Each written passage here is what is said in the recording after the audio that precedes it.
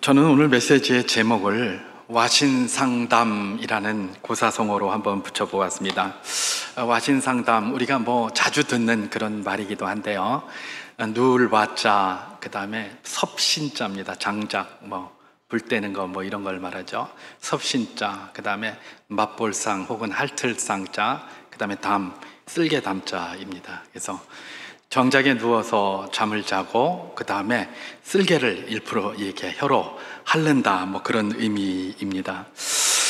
제가 오늘 메시지의 제목을 이걸로 붙인 것은 이 일화, 와신상담이라는 사자성어가 등장하게 된 일화를 조금 소개하면서 메시지를 전하려고 그렇게 붙여보았는데요. 이 와신상담이라는 사자성어가 어떻게 나오게 되었는가? 중국으로부터 온 이 사자성어들은 대부분 다 그 배경이 이렇게 있습니다. 특별히 삼국지나 이런 데 나오는 것에 배경이 많이 되어 있는데, 이 배경은 오나라와 월나라라는 나라의 전쟁에서부터 그렇게 시작이 됩니다. 오나라와 월나라가 서로 전쟁을 하면서 천하의 패자가 되려고 그렇게 굉장히 노력을 많이 했었죠. 전쟁을 하는데 오나라 함녀라는 왕과 월나라의 구천이라는 왕이 전쟁을 하게 되었습니다. 그런데 이 오나라 함녀가 이 전쟁 가운데 월나라에서 쏜 화살을 맞게 됩니다. 이 화살을 맞고 부상을 당하게 되죠. 그 부상을 당하여서 이제 본국으로 돌아왔는데, 이 화살 맞아서 부상당한 그게 점점 악화가 되는 겁니다. 그러다가 시름시름 앓다가 이제 죽게 되었습니다. 죽게 되어서 임종의 석상에 이렇게 누워 있는데, 자기 아들, 오나라 이제 왕자죠. 이제 왕자가 될 그런 아들인데, 부차라는 아들이 있었습니다. 그 부차가 옆에서 이렇게 임종을 지키고 있을 때에 함녀가 죽으면서 그렇게 유언을 남깁니다. 부차야, 이제 네가 왕이 될 텐데 제발 이 월나라 구천에게 원수를 좀 갚아달라. 내가 이렇게 죽는 것에 대한, 내가 이렇게 천하의 패자가 되지 못하고 죽는 것에 대한 원수를 네가 좀 갚아줘야 된다 라고 약속의 약속을 거듭하게 하고 그렇게 죽습니다. 그래서 이 아들 이제 부차가 오나라의 왕이 되면서 아버지의 유지를 받들기 위하여 굉장한 노력을 합니다. 그 중에 하나가 뭐냐? 소위 말해서 와신입니다. 와신. 내가 아버지의 유지를 받드는데 편안한 잠자리를 해가지고는 도대체 그 유지를 받을 수가 없구나. 그러니까 장작을 갖다 이렇게 좀 침실에다가 깔아달라, 그렇게 얘기를 했습니다. 그래서 이 유지를 갚을 때까지 내가 이 장작 위에서 자리라 라고 하면서 그 장작에 누워서 잠을 잤어요. 여러분, 밑에다가 요도 안 깔고 편편한 이런 바닥에서 자도 얼마나 등이 베기고 아픕니까, 그죠?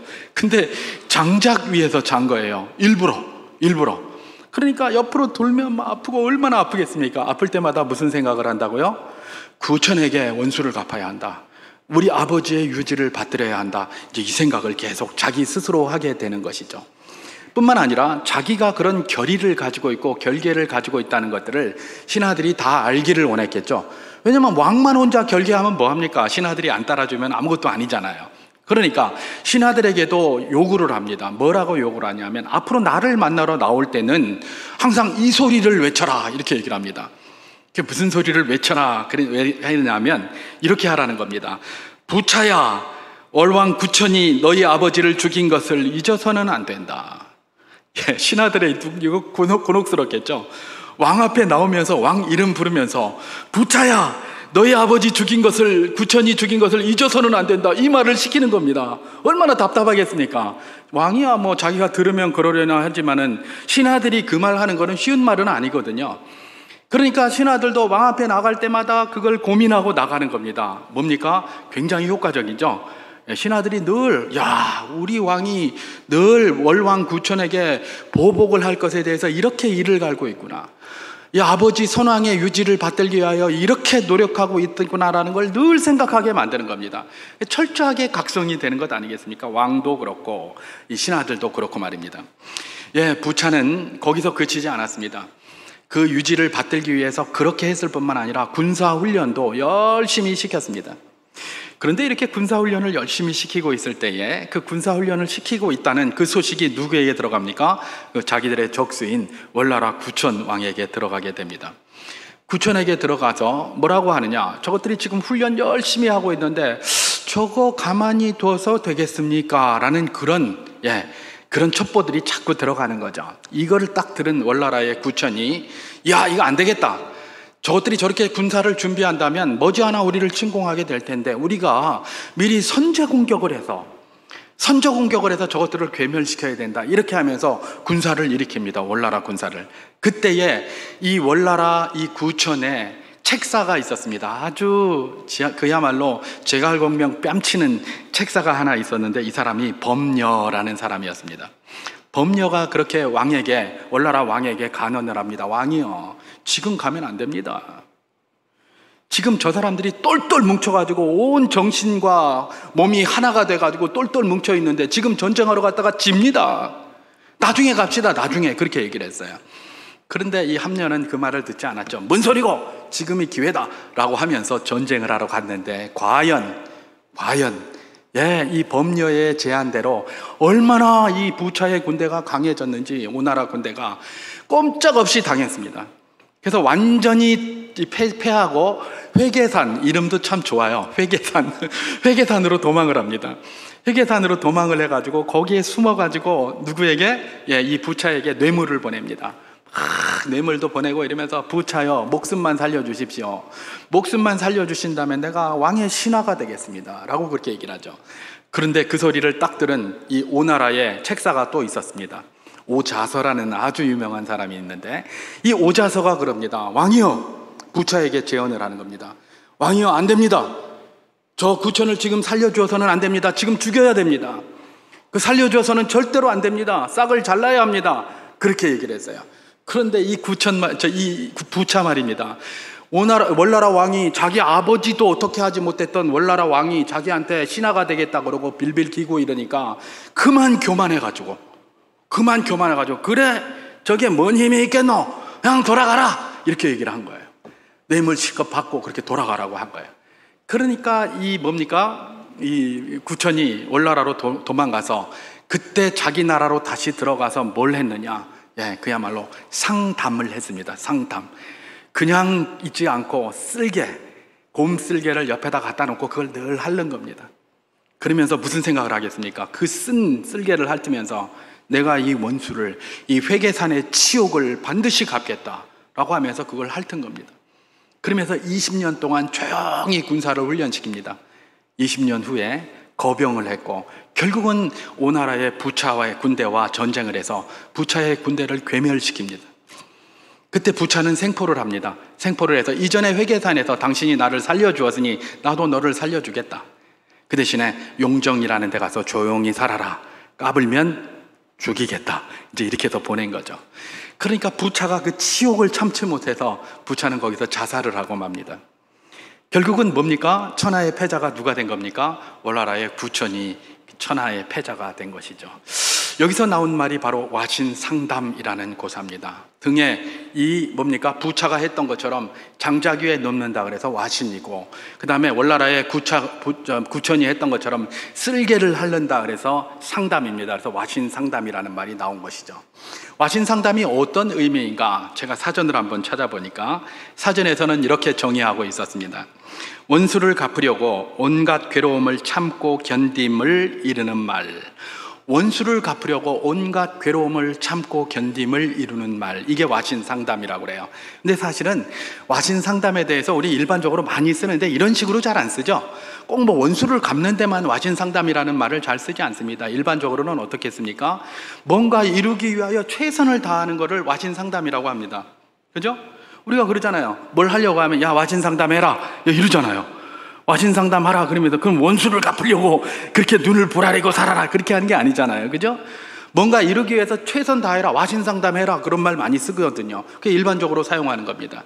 또한 이 말에는 이면도 있습니다. 열심히 하라는 그 이면 속에 뭐가 있습니까? 그 오나라의 부차가 되었던 월나라의 구천이 되었던 말입니다. 이들이 필요한 것이 뭐였습니까? 잘 나갈 때 조심하는 거였습니다. 잘 나갈 때 조심하라. 그래서 와신상담이라는 말은 모든 일을 위하여 최선을 다하되 잘 나간다고 생각할 때 특별히 조심해라 라는 말이 그 안에 있는 겁니다. 그래서 너희가 와신상담해라 그러면 최선을 다해라 그 말도 있지만 잘 나간다고 생각할 때 좀 조심해라. 이렇게 말을 하면 그렇게 의미로 받아들이면 될 것입니다. 예, 그렇습니다. 제가 오늘 특별히 와신상담이라는 고사를 소개하면서 시작하는 이유는 바로 오늘 우리가 읽은 이 본문에서 이 내용을 잘 발견할 수 있기 때문에 그렇습니다. 한 부류가 있는데요, 이 부류는 그야말로 잘 나갈 때에 원래는 와신상담했습니다. 그래서 성공을 했는데 잘 나갔다고 생각하니까 그 다음에 풀어져가지고 망한 그런 한 부류를 오늘 본문이 보여주고 있고요. 또 다른 한 사람을 또 보여주고 있는데, 이 사람은 뭐예요? 잘 나갔을 때에도 그야말로 와신상담하면서 최선을 다한 사람을 보여주고 있습니다. 그래서 제가 와신상담의 고사를 잠깐 이렇게 설명을 했던 것입니다. 자, 오늘 본문에서 그러면 이렇게 와신상담을 잘할 때는 승리했다가 조금 풀어져서 망한 부류가 누구인지, 또 그들이 어떤 일을 했는지, 그 다음에 잘 나갈 때도 최선을 다했던 사람은 누구인지, 그가 어떤 일을 했는지를 잠깐 살피면서 도전을 받고 마치도록 그렇게 하겠습니다. 자, 먼저 이제 우리가 잘 나갈 때에는 이렇게 와신상담을 할 때는 잘 나가다가 잘 나간다고 생각해서 흐트러졌다가 망한 사람들을 한번 살펴보기를 원하는데요, 오늘 본문 창세기 14장 13절을 제가 한번 봉독해 보도록 하겠습니다. 도망한 자가 와서 히브리 사람 아브라함에게 알리니 그때에 아브라함이 아모리 족속 마므레의 상수리 숲을 근처에 거주하였더라. 마므레는 에스골의 형제요 또 아넬의 형제라. 이들은 아브라함과 동맹한 사람들이더라. 이렇게 기록하고 있습니다. 여러분, 우리가 아는 것처럼 북방 4개 연합군, 거기 특별히 엘람 왕 그돌라오멜이라는 사람은 굉장히 신중한 사람이었습니다. 그 사람은 그야말로 우리가 지난번에 한번 상고를 했습니다마는 사해 지역 소돔과 고모라를 위시한 5개 지역으로부터 조공을 받던 나라였습니다. 엘람은 큰 나라였잖아요, 그죠? 조공을 몇 년 동안 받았습니까? 12년 동안 받았습니다. 그런데 13년째 되는 해에 이 5개국이 그동안 내던 조공을 안 바치겠다는 겁니다. 거부하겠다는 겁니다. 그것들이 완전히 그야말로 속된 말로 간이 배 밖에 나온 겁니다.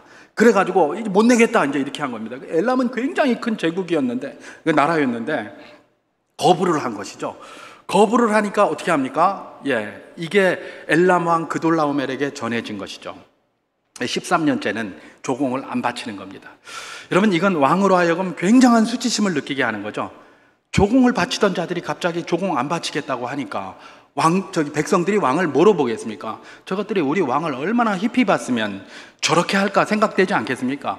이건 그야말로 그돌라오멜에게 있어서 굉장히 수치스러운 일이었고 수모스러운 일이었습니다. 그래서 당장 거병을 해서 이것들의 싹을 잘라버렸어야 돼요. 왜 그렇습니까? 조공을 바치는 나라가 그들뿐만이 아니에요. 다른 나라들도 조공을 바쳐요. 근데 저 조그만 나라들이 조공을 안 바치고 있는데 그걸 그대로 놔뒀다고 다른 나라들한테 그게 영향이 미쳐지면 다른 나라들도 조공 못 바치겠다 이럴 것도 아니에요. 그 타격이 보통 큰 게 아니거든요. 그러니까 바로 싹을 잘라버려야 돼요. 그게 일반적입니다. 그런데 이 그돌라오멜은 어떻게 합니까? 그렇게 하지 않죠. 그렇게 하지 않습니다. 그러면서 그 수모를 참으면서 장장 1년 동안 이 전쟁을 준비를 합니다. 와신상담을 하는 거예요. 그 수모를 참으면서. 그래서 어떻게 준비를 합니까? 철저하게 연구를 해서 사해지역 저 연합군들, 저것들이 연합한데 지형지물이 어떤 것이 있고 역청구덩이가 어디에 있고 이런 거 다 살핍니다. 그리고 직접적으로 우리와 관계는 없지만 만일에 전쟁이 심화됐을 때 저들을 도울 수 있을 법한 이 요단 동편의 나라들 말입니다. 그런 나라들을 어떻게 할까? 그래서 그것도 제압하는 계획도 다 세웁니다. 그리고 자기 혼자 가서 싸워도 얼마든지 됩니다. 엘람은 큰 나라잖아요.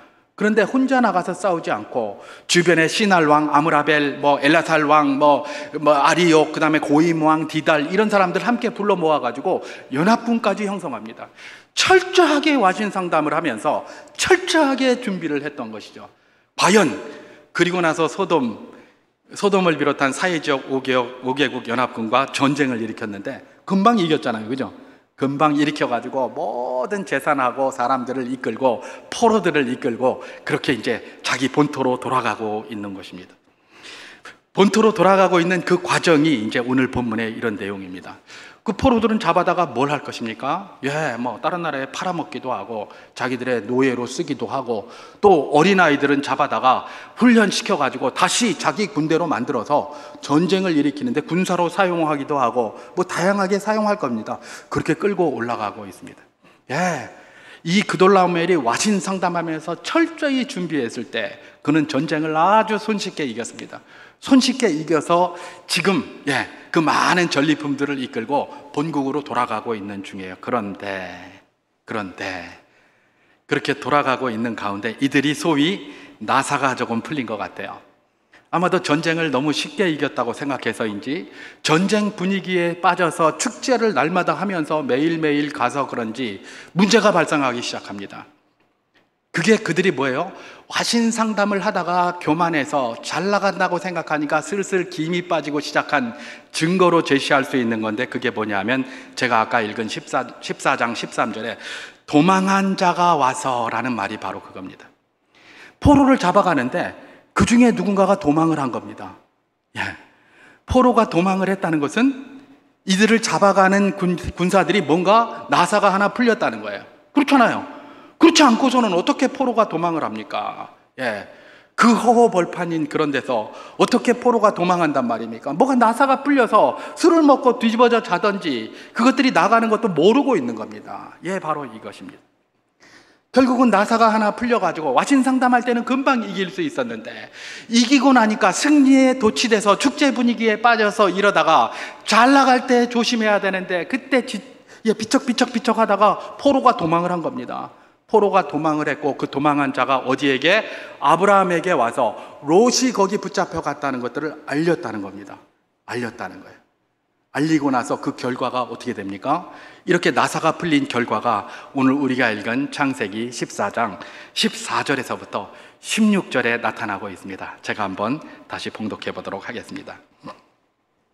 아브라함이 그의 조카가 사로잡혔음을 듣고 집에서 길리고 훈련된 자 318명을 거느리고 단까지 쫓아가서 그와 그의 가신들이 나뉘어 밤에 그들을 쳐부수고 다메섹 왼편 호바까지 쫓아가 모든 빼앗겼던 재물과 자기의 조카 롯과 그의 재물과 또 부녀와 친척을 다 찾아왔더라, 이렇게 기록합니다.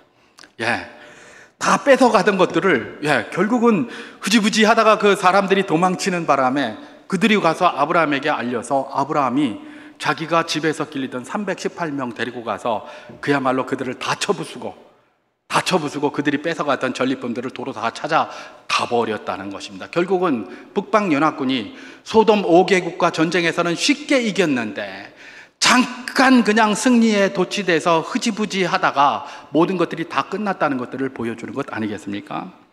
여러분 한번 생각해 보십시오.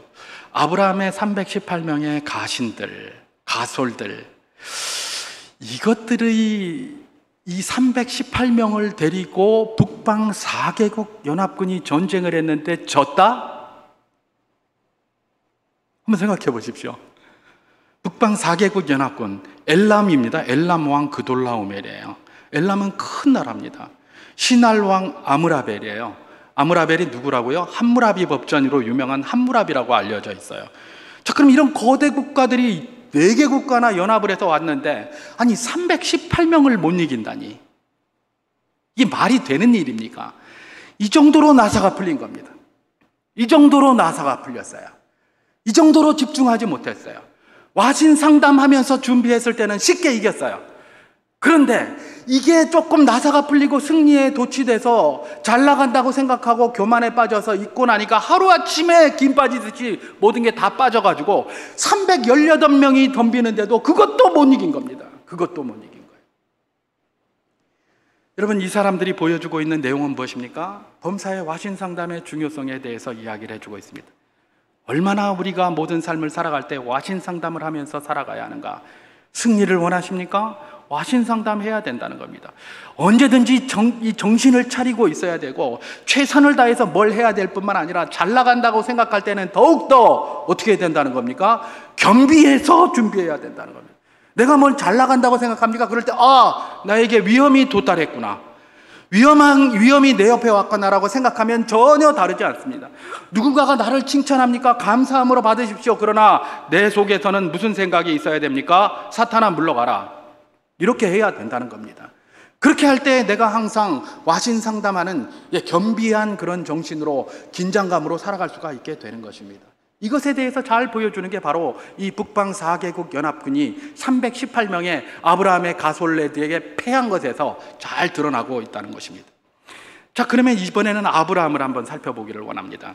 아브라함은 와신상담을 얼마나 잘했을까? 여러분, 아브라함은 이 당시에 굉장히 잘 나가고 있을 때였습니다. 그럼 이 당시에 얼마나 아브라함이 잘 나가고 있을 때입니까? 예, 너무 잘 나가고 있을 때였어요. 그거 뭘로 알 수 있습니까? 하나님이 그에게 복을 주시잖아요. 그래가지고 지금 롯과 헤어진 것도 왜 헤어졌죠? 예, 하나님께서 그의 재산을 엄청나게 많게 해주시니까 복에 복이 거듭되는 거예요. 그리고 이미 애굽에 가서 하나님의 도우심을 경험했잖아요. 그런데 그 하나님이 롯이 소돔과 고모라를 향해서 떠날 때에 마음이 좀 허랑해져 있을 법한 아브라함에게 다가오셔서 무슨 약속을 주십니까? 네가 여기서 동서남북을 바라보라. 내 눈에 보이는 땅을 내가 내게 주리라 라고 약속해 주셨어요. 우와, 그거보다 더 잘 나가는 게 도대체 어디 있단 말입니까? 하나님이 내 도움이 되시고 나에게 이런 약속을 주신다고 이야기를 하시는데요. 여러분, 시편 118편 6절에서부터 7절까지 보면 시편 기자가 이렇게 고백한 것이 있습니다. 제가 한번 봉독해 보도록 하겠습니다. 시편 118편 6절 7절입니다. 여호와는 내 편이시라. 내가 두려워하지 아니하리니 사람이 내게 어찌할까? 여호와께서 내 편이 되사 나를 돕는 자 중에 계시니 그러므로 나를 미워하는 자들에게 보응하시는 것을 내가 보리로다. 그렇게 얘기를 합니다. 예, 여호와께서 내 편이면 내가 두려워할 것이 없다는 게 시편 기자의 고백 아닙니까? 과연 그렇습니다. 이들은 믿음의 사람들이었기 때문에 하나님이 내 편에 계신다라고 약속을 주신 것은 천군 만마보다도 더 강한 겁니다. 여러분, 이때 아브라함이 잘 나가고 있었어요. 여러분, 게다가 그뿐입니까? 그렇지 않습니다.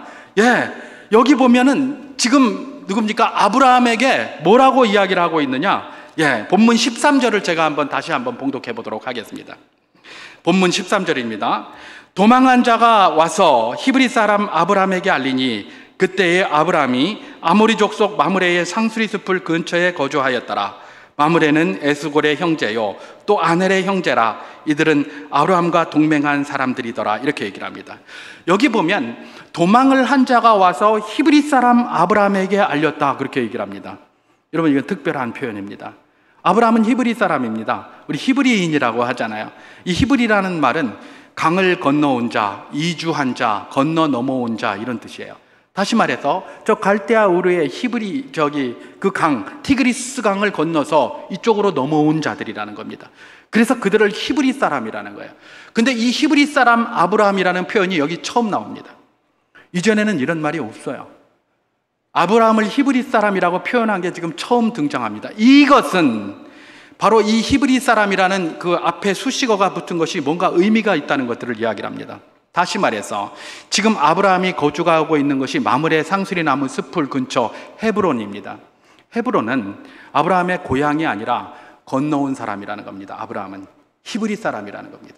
다시 말해서 그 지역에서 아브라함은 이방인이고 본토 사람은 마므레 이 사람들이라는 겁니다. 그걸 구별하기 위해서 히브리 사람이라는 걸 썼어요. 여러분, 제가 무슨 말을 하고 있습니까?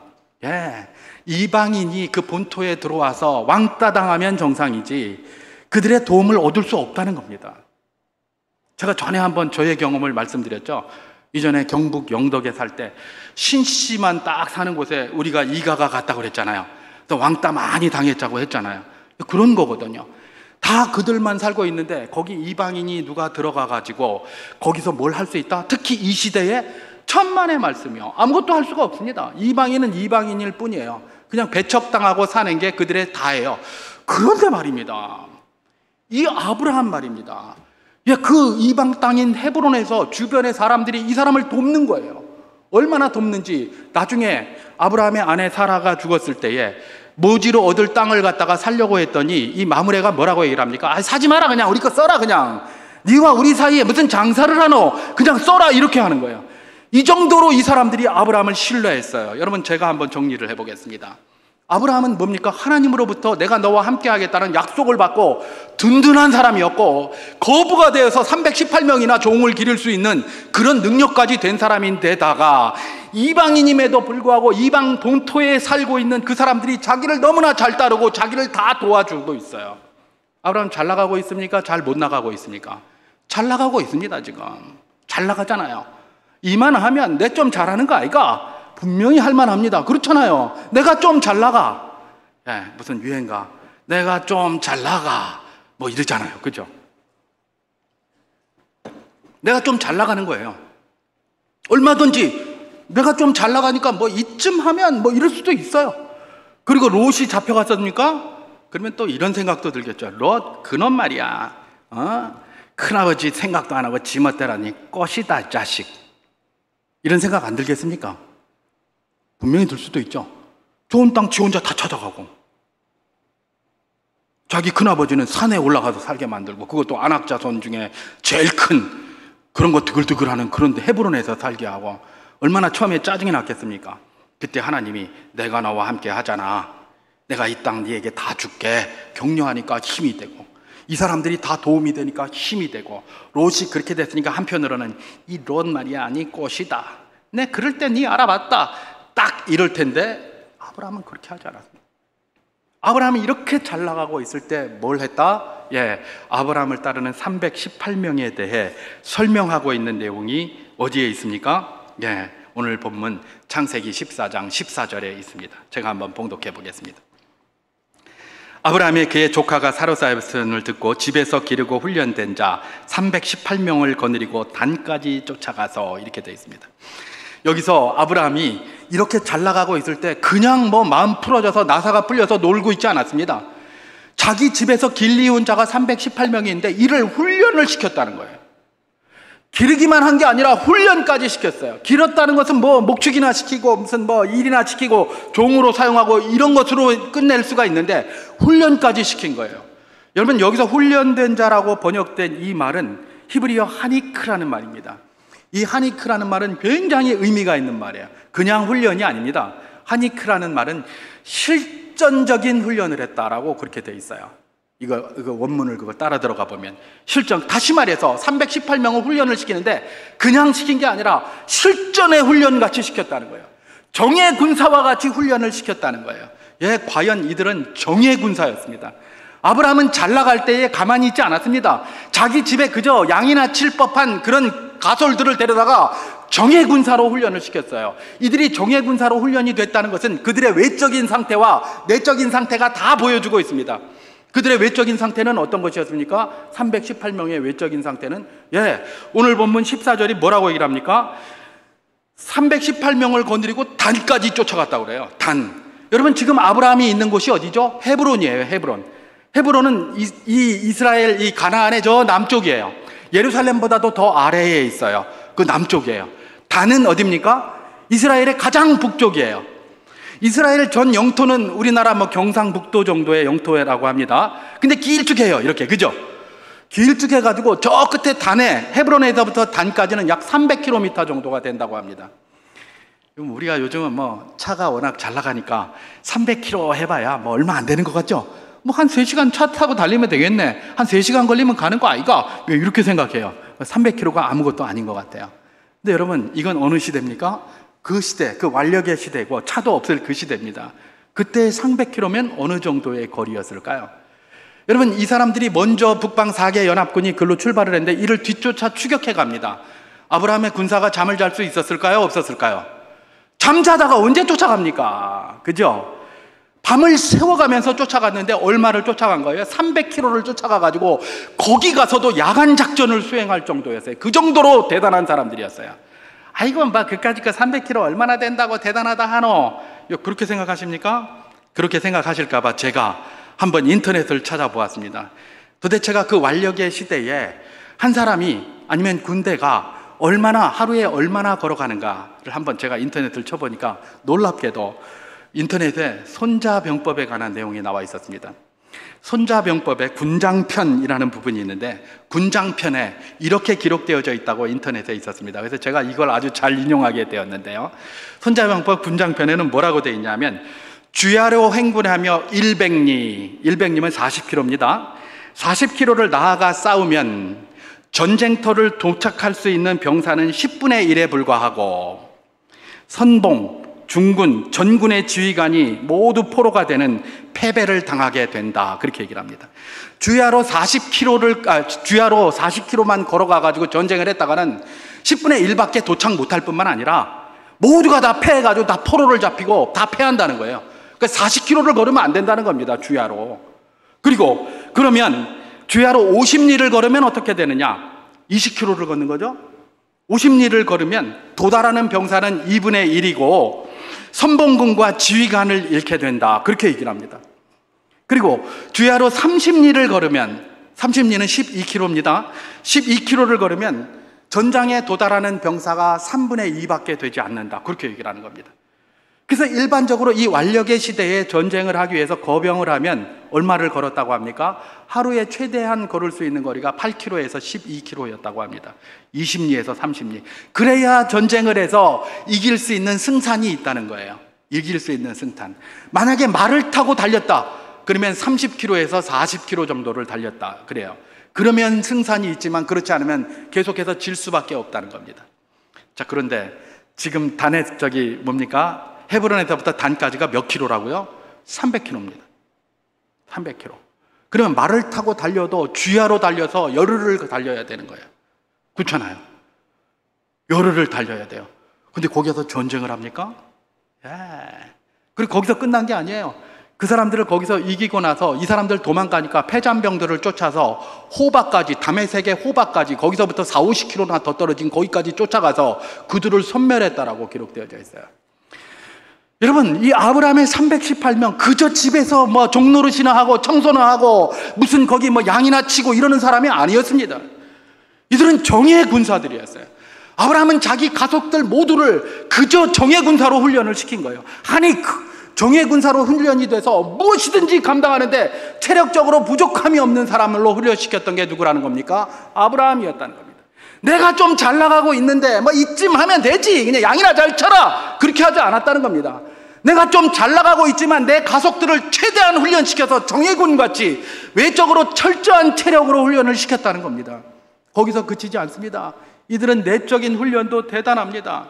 여러분, 318명으로 전쟁하러 나간다. 지휘관은 가라고 할 수 있겠죠. 근데 쫄병들이 가겠습니까? 안 가겠습니까? 318명이 네 전쟁하러 나가라 그러면 가겠습니까? 안 가겠습니까? 아니, 318명밖에 안 되는데 우리 보고 어떻게 가라고? 저거는 그래도 4개 연합군인데 저 대군을 우리가 어떻게 이기라고? 그 당시가 완력의 시대 아닙니까? 머릿수로 전쟁하는 시대입니다.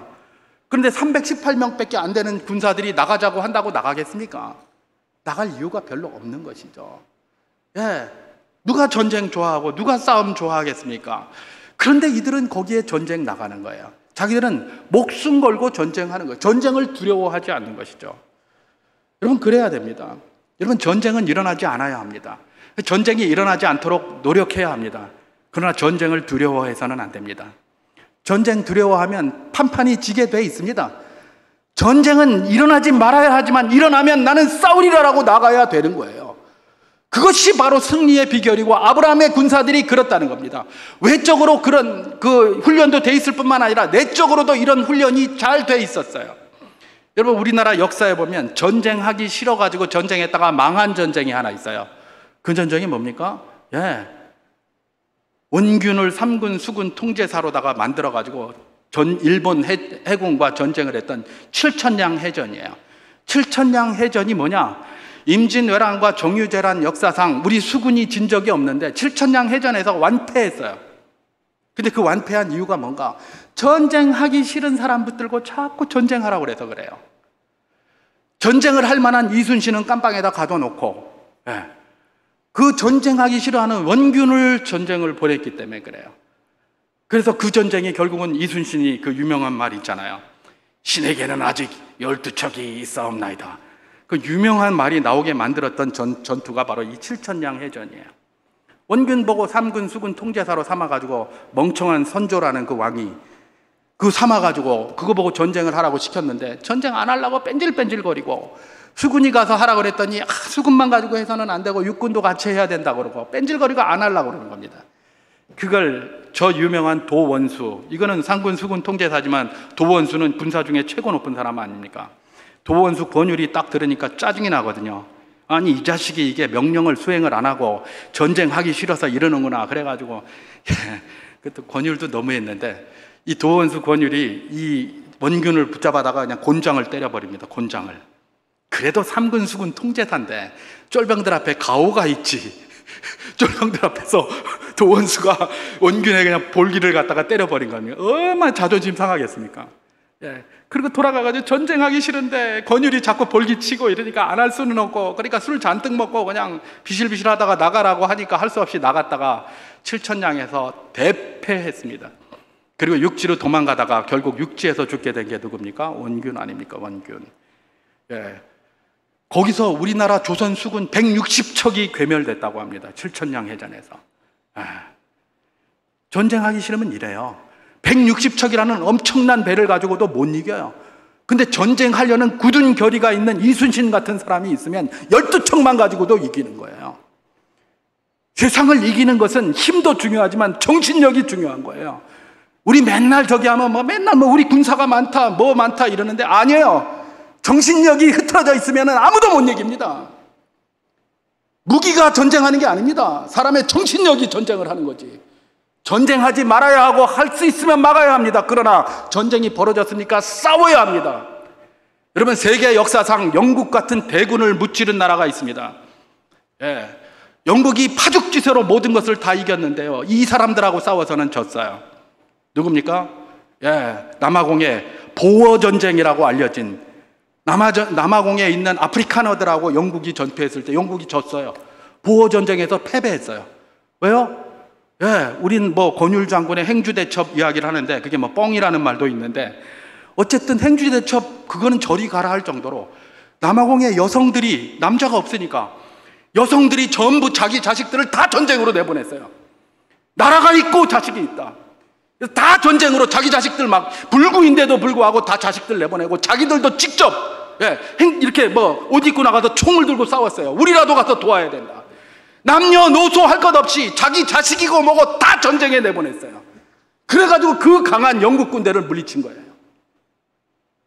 정신력이 돼 있지 않으면 무너지게 돼 있는 것이죠. 그걸 아브라함이 너무나 잘 알고 그걸 준비했던 것입니다. 아브라함의 318명, 아무것도 아닌 것 같지만, 저적지열 같지만 그들은 외적으로 철저히 준비된 자들이었고 내적으로도 철저히 준비가 돼서 어떤 전쟁이라도 내가 감당하겠다라는 그런 중심이 되도록 아브라함은 준비했던 사람입니다. 잘 나갈 때 이런 준비를 했어요. 잘 나갈 때. 여러분, 이 두 교훈이 우리에게 주는 것은 명백합니다. 와신 상담하라는 겁니다. 우리 주님께서는 우리가 이 땅에 살아가는 상황을 뭐라고 말씀하셨습니까? 영적 전쟁의 상황이라고 했습니다. 그래서 우리로 하여금 전신갑주를 입으라고 그렇게 말씀해 주셨습니다. 하나님의 은혜와 말씀과 기도의 전신갑주를 입고 이 정적 전쟁의 상황들을 우리가 이겨나가야 되는 겁니다. 그래서 우리에게 뭐가 필요한 겁니까? 와신 상담이 필요한 겁니다. 잘 나가다고 생각합니까? 잘 나갈 때 더욱더 조심해야 되는 것이죠. 그래서 우리 주님께서는 고린도전서 10장 12절에서 뭐라고 이야기를 했습니까? 그런즉 선줄로 생각하는 자는 넘어질까 조심하라. 잘 나가다고 생각하느냐? 그렇게 생각하지 말고 넘어질 때를 생각하면서, 그러면서 최선을 다해서 준비해 나가라. 외적인 준비뿐만 아니라 내적인 준비도. 우리가 영적인 긴장 그랬더니 무슨 내적인 것만 생각하는데 아닙니다. 영적이라는 말은 전인적인 걸 이야기를 해요. 여러분, 스피리추얼리티는 우리의 정신에 관한 것만 하는 게 아닙니다. 우리 삶입니다.